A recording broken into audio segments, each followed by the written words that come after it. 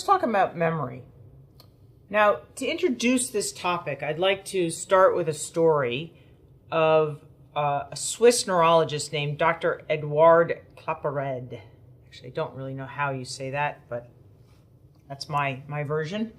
Okay, so he was taking care of a woman who was an amnesic patient. She had no memory. And he would day after day, and sometimes in the space of 10 minutes, he would repeatedly introduce himself. Hi, my name is Dr. Claparède, in French, and shake her hand. She would respond, but by the next time, even if it was only a few minutes later, she had no recall of ever meeting him before. And that never changed. And she didn't have any look of recognition. She said she didn't remember ever meeting him. So there's no recall. That never actually formed a memory. On the other hand, one day he decided to put a pin in his hand so that when he shook hands with the patient, she received a pinprick. And that hurt. And she withdrew her hand. Now, the next time he went to shake her hand, again, she had no recall of ever meeting him before, but she wouldn't shake his hand. So she has some memory of this traumatic event of being pricked by his hand. It is not associated with any explicit. She can't say, oh, I'm not shaking your hand because you hurt me last time I shook your hand. She has no memory of that. But there was an implicit memory that he was associated with an unpleasant experience. And so she was unwilling to shake his hand. So this story illustrates three types of memory, three basic types of memory. First of all, we have working memory. Working memory is what is happening right now, and it lasts maximum about 30 seconds. So if you tell me your phone number, and before I can get it into my cell phone or write it down, I'm going to repeat 555-1234, 555-1234. So as long as I repeat it, it's in my working memory. But when I stop repeating it, it leaves my working memory. So working memory is the here and now. From working memory, we can actually form explicit memories. Memories that are that we can recall. I can say, this morning I didn't eat breakfast. This morning I had tea instead of I had tea for breakfast.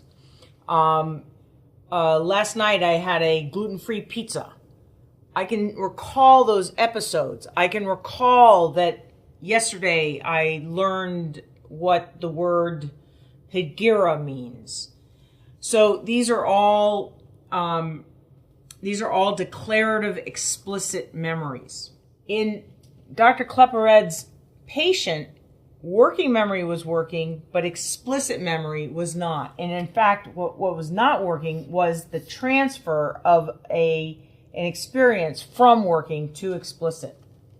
But what was working in this patient was implicit memory. Now, implicit memory is a very varied types of implicit memory.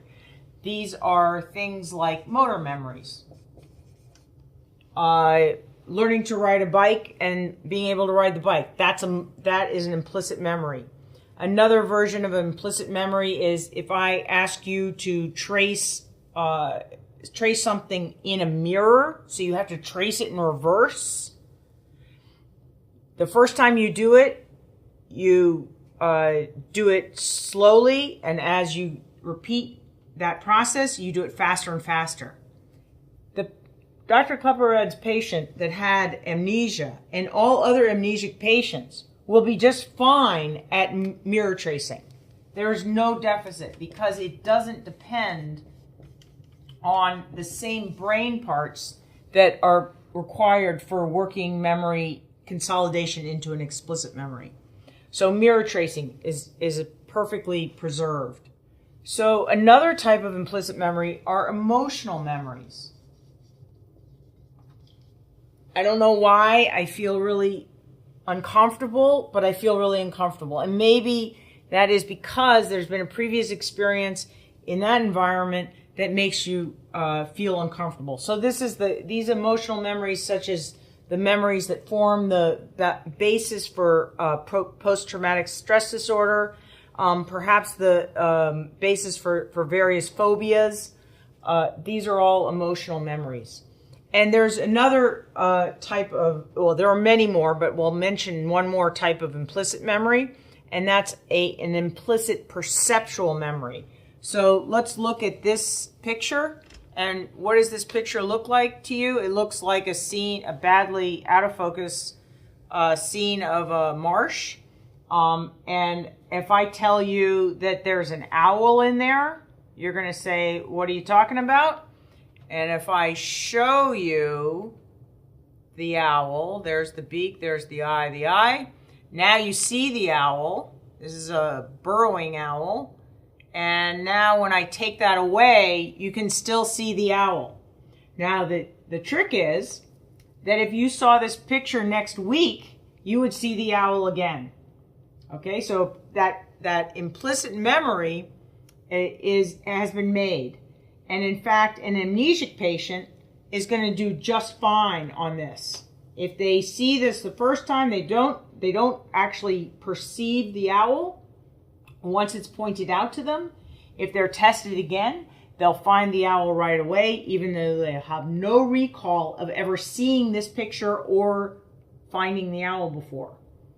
So actually, this was a fun little thing. I once used this as an attendance taker in a class that I had. I used one of these. There's one of a Dalmatian, and I pointed it out to the students, and then on their midterm, I said, well, what's this? And the people that had come to class knew it was a Dalmatian. The people that hadn't come to class didn't know what it was. Anyway, so implicit memories are made. They're never they're really not forgotten.